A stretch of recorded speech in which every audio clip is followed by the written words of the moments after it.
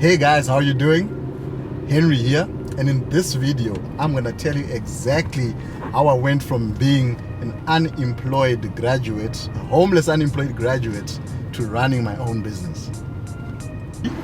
If you are new to this channel, a very warm welcome to you. And if you are joining me again, thanks for the support.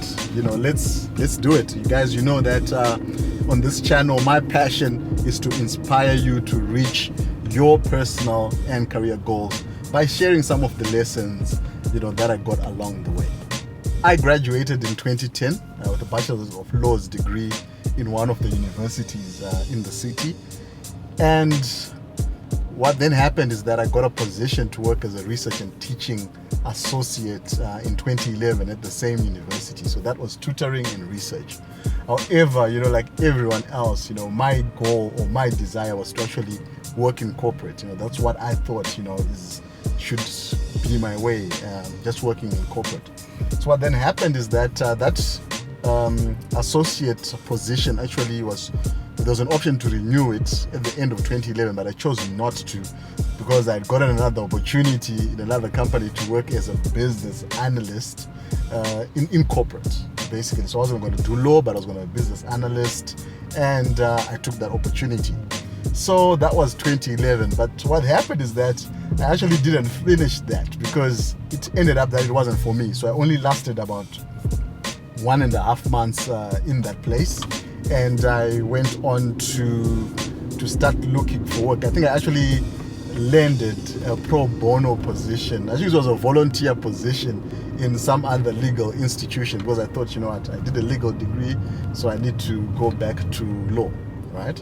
So, and the other thing is that in between that time, I was also staying with my sister, and being young, you want to be independent, so I decided to move out, of my sister's place, and that wasn't the best of moves. But anyway, that's what happened. I moved out of my sister's place ill-advisedly. I moved out because I thought I had things together, and I went to rent an apartment, and based on a pro bono position, a volunteer position. I don't know how I was thinking it's gonna work out, but anyway, that's what I did. Guys, hit that like button if you're enjoying the story so far, and share with your friends. And if there's anything that resonates with you, about you actually, trying to figure out yourself in your career as well, comment in the section below and just let me know, what, your struggles have been with you actually trying to find your space in life. So guys, I have basically, rented this apartment. I do not have any income whatsoever, and my only hope is the little money that I had from the business analyst position, but that was also soon, was fast running out. So I had to basically, look for another position. But actually what then happened is that I didn't find a employment position, but what I found was an opportunity, right?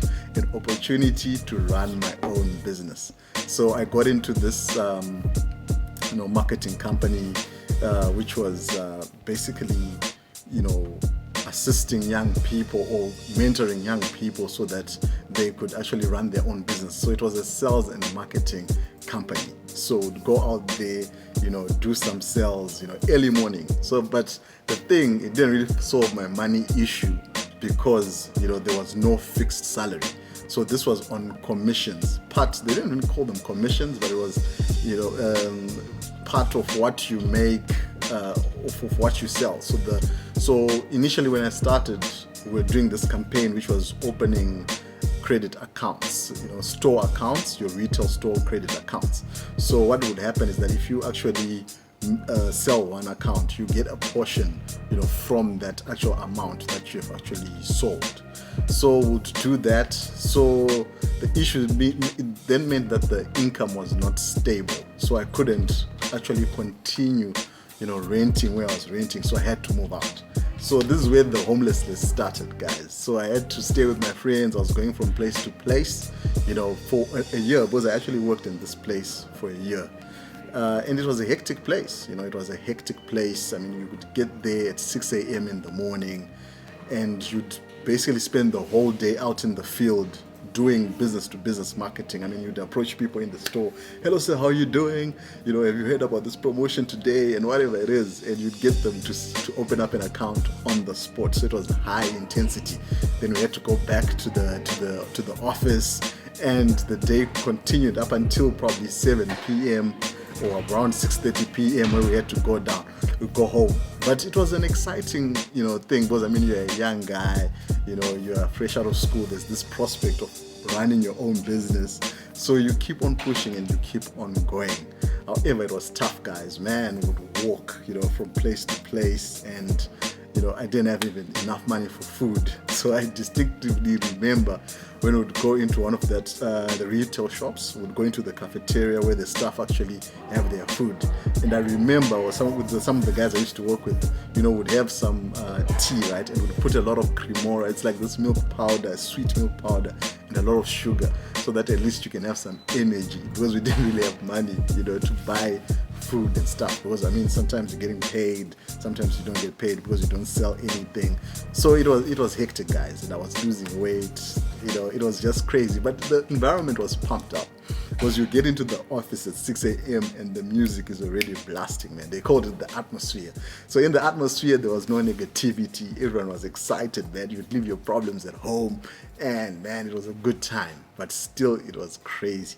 So eventually, when I saw the craziness was when we actually switched campaigns. So we would no longer sell accounts in a retail store. We would go outside in the street selling airtime. So airtime for one of the biggest telecommunications company here. So we'd actually approach someone in the streets. Hello, sir, how are you doing again? Have you heard about this massive promotion that we have today? And we sell them airtime, even if they're using a different mobile company, you actually get them to switch. So it was hectic, man. I mean, there I am, a law graduate, 4 years in school, selling airtime in the streets. That was crazy, But I didn't see it, because the promise was to run my own business. It was the opportunity. So I had to keep on going, I had to keep on pushing. But things eventually deteriorated in the sense that they changed leadership campaigns. We ended up selling toys and kiddies' toys and books again in the streets. And man, that's when I finally got tired.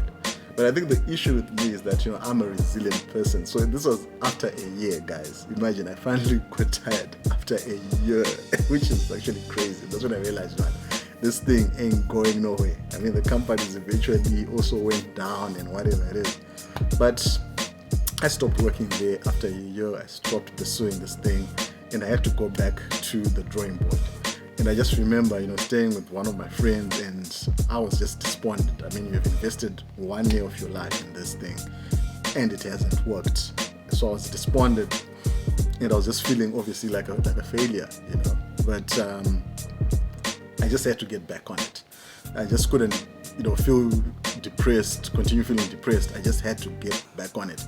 So I started applying, for work again. I started working again in the legal, fraternity, just trying to see where I can, get a foot in.